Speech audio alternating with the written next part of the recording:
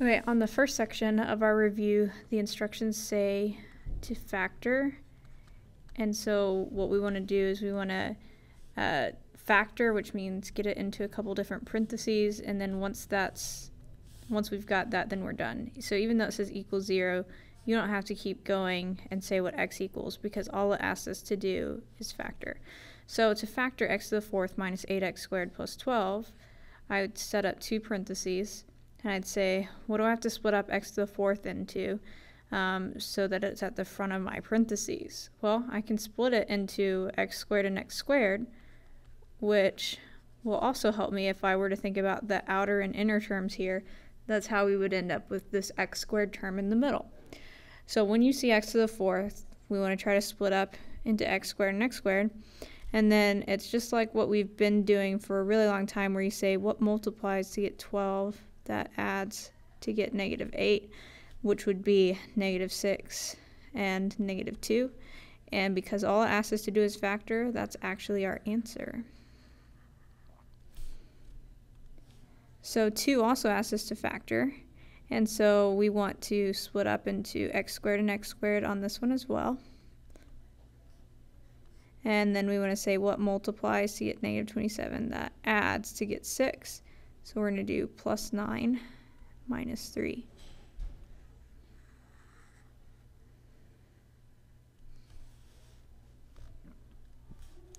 Three and 4 require us to have a special formula, which you'll get on the test. And so we had two formulas that we talked about on the day we did this. Either we're going to have a something cubed plus something cubed, which splits it into those things added together, and then a squared minus ab plus b squared. Or we could have something cubed minus something cubed, and that would give us a minus b and a squared plus ab plus b squared. And so the tricky part of this is you have to figure out what a and b are. So for 3, my something cubed on this first part is x, because x is being cubed. On the second part, my something cubed to get 27, well, we can think of it backwards and think about, well, what's the cube root of 27? What times what gives us 27, which would be 3. So b is 3. So what we do is we put a and b into the appropriate formula. Since this is a minus sign, where we have something cubed minus something cubed, that's the second formula here. So I'm going to write a minus b, but instead of putting a and b, I put x and 3. So x minus 3. And then x squared plus a times b is x times 3, which is 3x. And then plus b squared, 3 squared, is 9. So this would be my answer because I'm done factoring. And then for number 4, my something cubed here would be x again. And then my something cubed to get 125, well, what times what gives us 125? We'd pick 5. Now, if you aren't good at figuring that out on your calculator, if you press math and you go to option number 4, there's a cube root button. So you could, if you do that, it gives you a cube root, and then you put 125, and then it tells you that that's 5. So I'm going to plug in a and b into, this time, the first formula, because we're adding.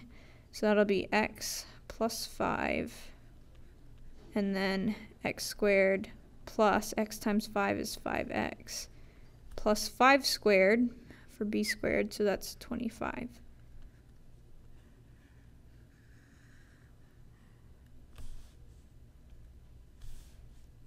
On 5 and 6, I want to use factor by grouping. And so to do that, first off, I know to do that because I have 4 terms. Anytime we have 4 terms, we can either do it that way or we can't do it at all. So I want to look at the first 2 terms and I want to say, hey, what do these have in common? So what number can I divide both of them by? And how many m's can I take out? So I can divide both by 7, and they have an m squared in common. And then I write what's left over if I take out 7m squared. So that would be 3m minus 7. Then I look at the last two terms and I see if they have something I can take out. And there's not anything in common, but we want our parentheses to end up being the same. Like we want to get 3m minus 7 here. And that's not what we have. We have that with opposite signs, so what we should do is take out a -1. So if I take a -1 out of both of these, it changes the signs. Then, to finish off factoring, we write what we have in common, which is 3m minus 7, and we write what's left over, which is 7m squared minus 1, and that would be our answer. So for number 6, I factor by grouping because there's 4 terms. They also have a 7 in common on this one.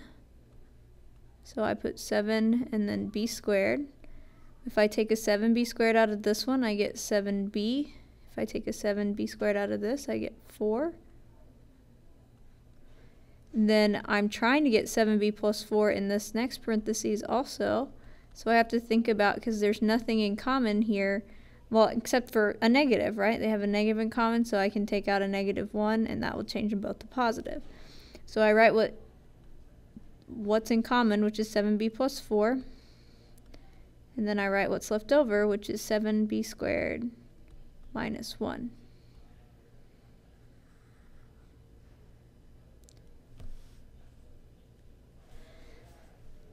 Number 7 says write a polynomial in standard form given the following zeros. So if these are zeros, then we can put them in as factors by changing their signs. So x plus 2, x minus 6i, and x plus 6i. And I want to multiply these all together, and so I start off here, and the easiest thing to do is to put the 2 together with the i's, because it'll actually get rid of our i's. We do x times x, because we're foiling, so x squared, x times 6i, which is 6ix, negative 6i times x, which is negative 6ix, negative 6i times positive 6i, which is negative 36i squared. Then we simplify. Like the middle terms here are the same but with different signs, so they together make 0, so they cancel each other out. Negative 36i squared, remember I squared is really -1, so negative 36 times -1 gives us a positive 36. And then I still have the x squared. But that's not all. We have this x plus 2 that we haven't dealt with yet, so we put that in the front of what we have, and then we FOIL again. So x times x is x cubed, x times 36 is 36x, 2 times x squared is 2x squared, 2 times 36 is 72. And standard form, actually, we would switch these two middle terms. Your teacher may or may not be picky on that, so it's a good idea to write it in standard form. But if you forget, it may or may not matter. Just kind of depends on how picky your teacher is on, because it does say to put it in standard form. On number 8, we're going to figure out what the degree is and then determine the number of positive, negative, and imaginary zeros. So when we look at our graph, if we count the number of turns our graph does, like I'm going down and then I turn and go up, so that's 1 turn. And then I'm coming up and then I turn and now I'm going down, that's a 2nd turn. The degree is equal to the number of turns, if I can spell, the number of turns plus 1. So if I turn twice, then my degree should be 3. And then from there, what I want to do is I want to look at the x-axis and I want to figure out what my positive real zeros and my negative real zeros are. Positive real zeros are any zeros that cross through the positive x-axis, which I'm circling here, which our graph doesn't have anything going through the positive x-axis, so there would be 0 positive real zeros. The negative real zeros are however many zeros go through the negative x-axis. So I see one place where I go through, so there is one negative real zero. And in this question, it doesn't matter what that is, it just matters that there is one. Now the way this works is that all three of these blanks have to add up to the degree. So if I have 0 and 1, what's left that I have to use to get to 3 would be a 2. Okay, 0 plus 1 plus 2 adds up to give us our degree. Because remember, a degree of 3 means if we were solving, we'd get 3 answers. But I can only see one of them on my graph. The other two are imaginary, and so I can't see them because they're imaginary. Simplify each expression can sometimes be hard to know what to do, but look here in the middle of your parentheses. If you see a minus sign, that means we're subtracting in our parentheses. The easiest thing to do is to distribute the negative and then add like terms. So I want to do negative 8n to the 4th plus 5n minus 7n squared. And then this would just get left the way it is. I don't change the first parentheses. So I want to go through and I want to do like n to the 4th, 3 into the 4th, and negative 8 into the 4th, make negative 5 into the 4th. So those we've got. Then I would do n cubed next so that I'm in standard form. And the only n cubed is 8n cubed. Then I want to do n squared. So it might help if you mark out what you've done. Negative 7n squared is the only n squared. And then 3n plus 5n is 8n. And that would be my answer.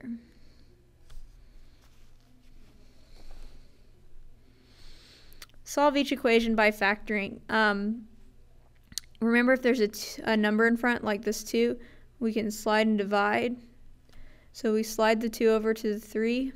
This is x squared plus 7x plus 6 equals 0. We factor this into 2 parentheses. And we say what multiplies to get 6, that adds to get 7. Which would be 6 and 1. And then since we slid the 2 earlier, we're going to divide by 2 on both of these. And so 6 divided by 2 gives us 3. And then this 2, since I can't divide it into 1, I'm going to move it in front of x. So I've got it factored, and now what I want to do is set each parentheses equal to 0. So I'm going to do x plus 3 equals 0, and 2x plus 1 equals 0. So minus 3, x equals negative 3. And then minus 1, and divide by 2. So x equals negative 1/2. On 11, I'm going to look at, there's 2 terms, so I want to see what they have in common. Like I can divide both by a 2, and they both have a k that I can take out. So I'm going to take out 2k, which leaves me with 2k minus 3k, not 3k, just 3.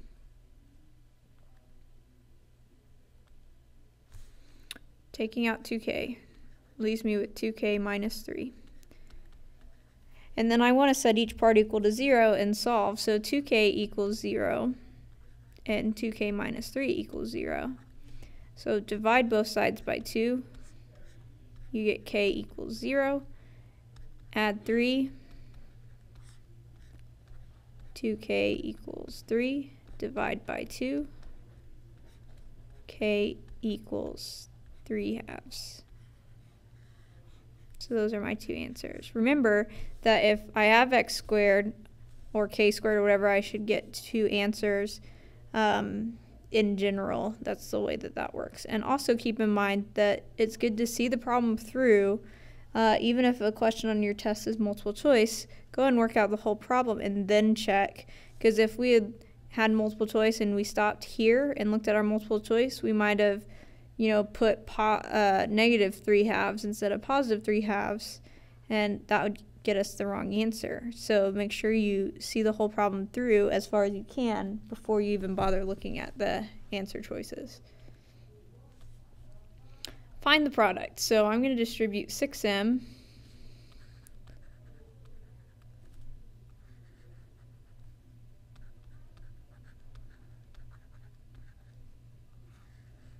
to all of the things in the second parentheses. And then either we write it right here when I distribute the 8, or if you write it starting here, your like terms will line up really nicely. Like distribute the 8 and I get 8m squared, and then I get 56m, and then I get 32. So I'm going to add like terms, which my like terms are lined up here. So this is 6m cubed plus 50m squared plus 80m plus 32.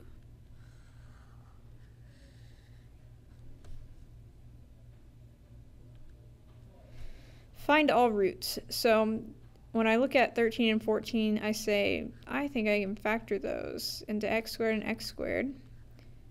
And what multiplies to get 36, that adds to get 13, which would be plus 4 and plus 9. And so once it's factored, because it says find all roots, that means to solve for our x. Okay, that's the same thing as saying solve for x. It's just a different way of saying it. So I want to set each part equal to 0.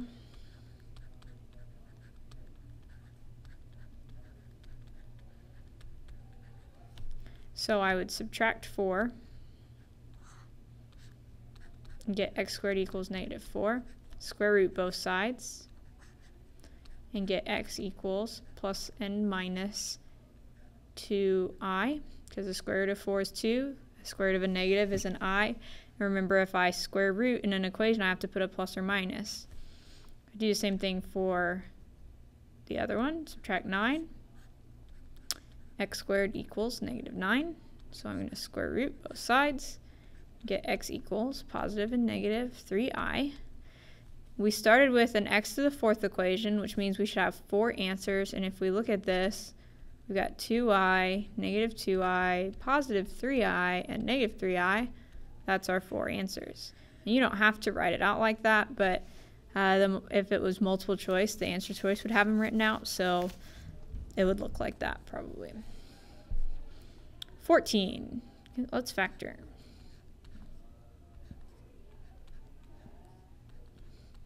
So what multiplies to get 45 that adds to get 14? 9 and 5.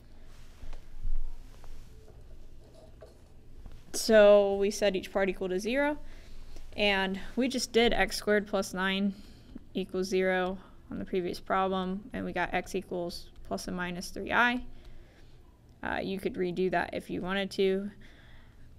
X squared plus 5 equals 0. Subtract 5 and get x squared equals -5. Square root both sides. Get x equals, I square rooted, so that's plus or minus. I have a negative, which gives me an I, but I can't take the square root of 5, so I leave it underneath the square root. So my answers are positive 3i, -3i, positive I square root of 5, and negative I square root of 5. Here when I factor, I have 3 terms, but I have an x cubed, so that's kind of confusing. Well, they all have something in common. They have an x that we can take out. So if we take out x, we get x squared plus 7x plus 10. We want to set each part equal to 0, but wait, I can factor x squared plus 7x plus 10 even more. So I'm going to leave the x on the outside and split up x squared plus 7x plus 10 into 2 parentheses, where I say what multiplies to get 10, that adds to get 7, which is 2 and 5. And then I set each part of this equal to 0 and solve. So x equals 0, x plus 2 equals 0, and x plus 5 equals 0. Well, x equals 0, I don't have to solve. It's already got x by itself. X plus 2, I would subtract 2 and get x equals negative 2. Subtract 5 and get x equals negative 5. And there's my 3 answers for this cubic function, which is supposed to have 3 answers. So we want to factor 16 by grouping because we have 4 terms, so we group the first 2 terms together and say, what do they have in common? They have x squared. If I take out x squared, I'm left with x plus 1. And that plus 1 has to do with the fact that I took out x squared and all I had was x squared. So think of it like there's a 1 in front because we have to have something there. Then we look at the second 2 terms and we say, what do they have in common? Negative 2.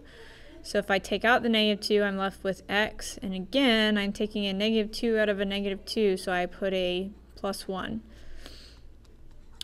Now, x plus 1 is what they have in common, so I write that down. And then what's left over, if I take that out, is x squared minus 2. So I set each part of this equal to 0.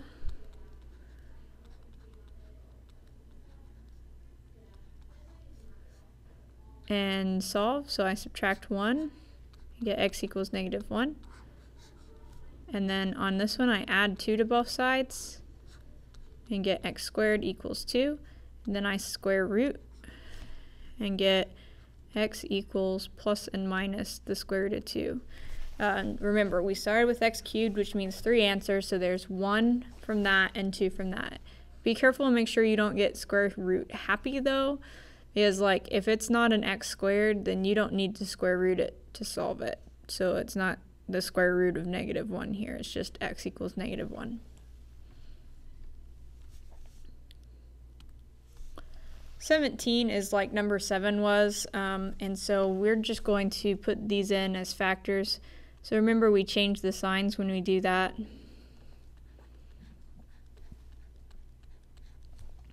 And it doesn't really matter what order you multiply these in. We're going to have to FOIL to start off. I'm going to FOIL x minus 5 and x minus 1 together first.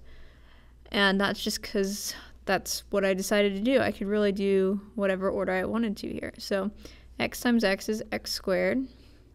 X times negative 1 is negative x. Negative 5 times x is negative 5x. Negative 5 times negative 1 is plus 5. I simplify if I can, so in the middle here I have like terms, so I put a negative 6x. And now I look back at the other thing I need to multiply, which is x minus 0. Now if you think about it, x minus 0 is the same thing as saying just x, and that would be a lot easier for us to multiply. So I'm just going to distribute x through this equation, or through this, what I have. So that would be x cubed minus 6x squared plus 5x. So that's my polynomial that has these 3 answers. You could check yourself if you wanted to by factoring this to see if you really get back to 5, 0, and 1. 18, we want to plug this into our calculator, and we want to find the relative minimums and the relative maximums, which if I type this into y equals, it looks remotely like this, where here is my y-axis and here is my x-axis. And so our minimums happen at the lowest points of our graph, where we're going like in a valley, and the maximums happen at the top, where we have like the top of a hill.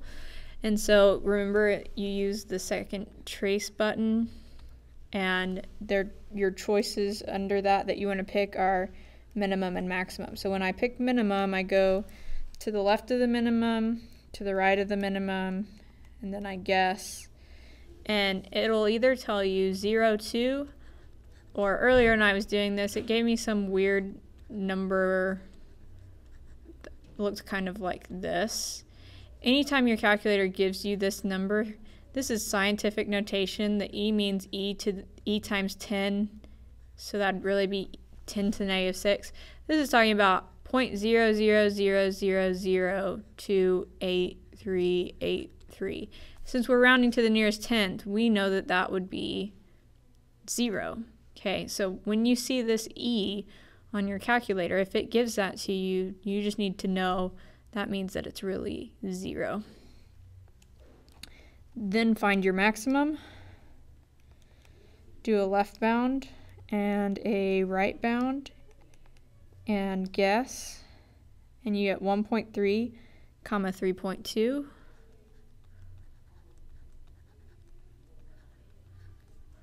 So that's our minimum and our maximum. So that's it for that problem. In this word problem, it says the Sears Tower in Chicago is 1,454 feet tall. It gives us a function that models the height y in feet of an object t seconds after it is dropped from the top of the building. What is the height of the object 5 seconds after it is dropped from the top of the Sears Tower? So 5 seconds is time. Let's put that in for t. And that should give us the height after 5 seconds. So you would just type this into your normal calculator window, not anything special, just where you do math, you know, on your calculator, not y equals.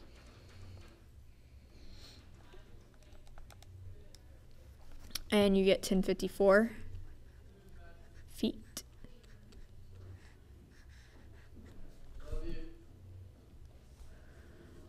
Approximate the real zeros. So we're going to put this into y equals on our calculator. And we type in, and this looks really similar to what our earlier equation looked like, but it's not the exact same, so make sure you change it. And to find the zeros, we do second trace, and we pick 0. And so we go left bound, right bound, guess, and we're rounding to the nearest tenth, so that gives us 1.7. That's our answer on that one.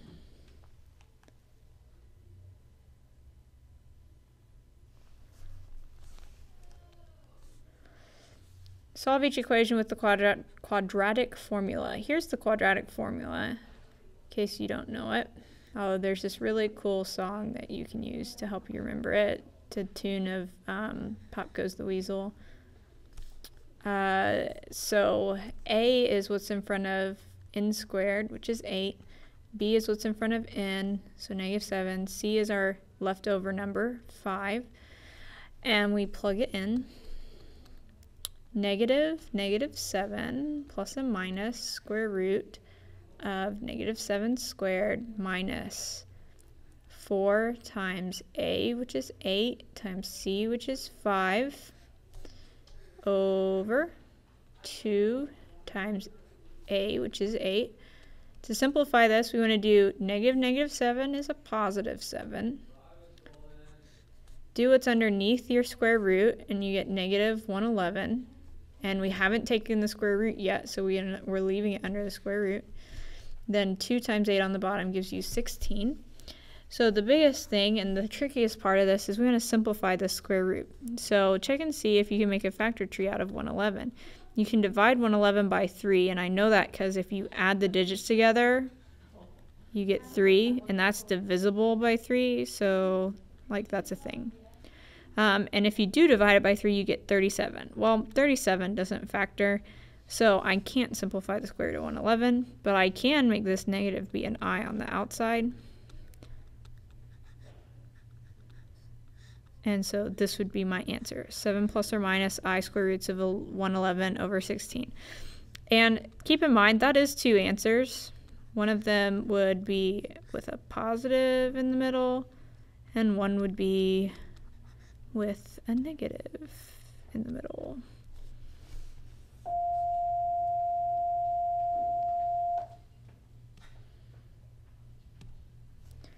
Simplify. So we want to get the I off of the bottom here. All we have to do is multiply by I on the top and the bottom, and it'll get rid of the I on the bottom. But you can also multiply it by 6i and by -6i, and it'll still work. You're just going to have to do more simplification. Okay, so I'm going to distribute I on top and get 9i plus 7i squared over 6i squared. And remember, I squareds are the same as -1, so I'd get 9i minus 7 over -6. But when we have a negative on the bottom of our fraction, what we want to do is get rid of it. And to get rid of a negative on bottom, we have to change all of our signs. So we're going to change this and make it be negative 9i plus 7 over positive 6. 23. If you can remember what to do, that part may not be too difficult. Okay, we multiply the top and the bottom by 7 minus 8i. But it is kind of long, so you have to be careful. We want a FOIL on top and FOIL on bottom.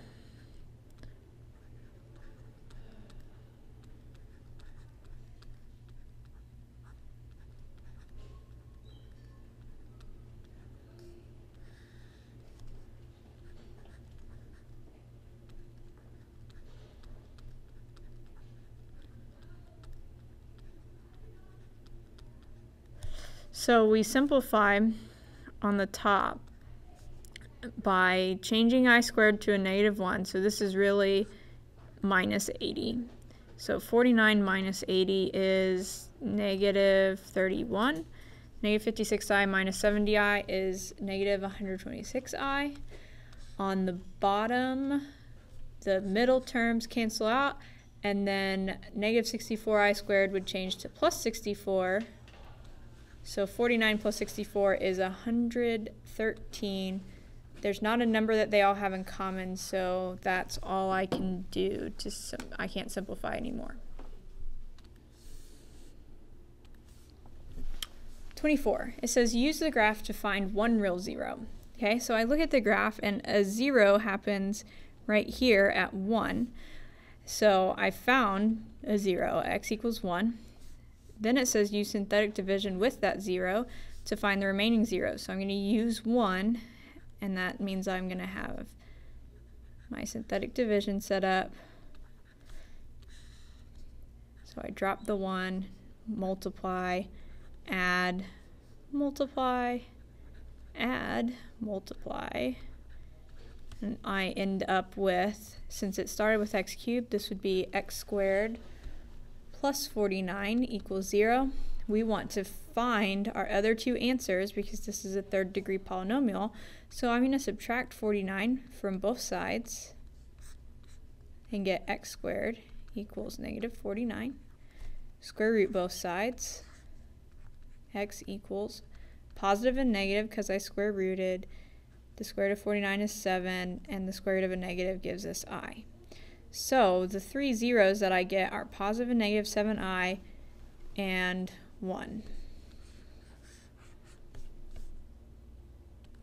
And finally, when it says use synthetic substitution to evaluate each function at the given value, all it's asking you to do is synthetic division with what it gives you, which is negative 2. And our answer is the remainder whenever we do this. So we do synthetic division,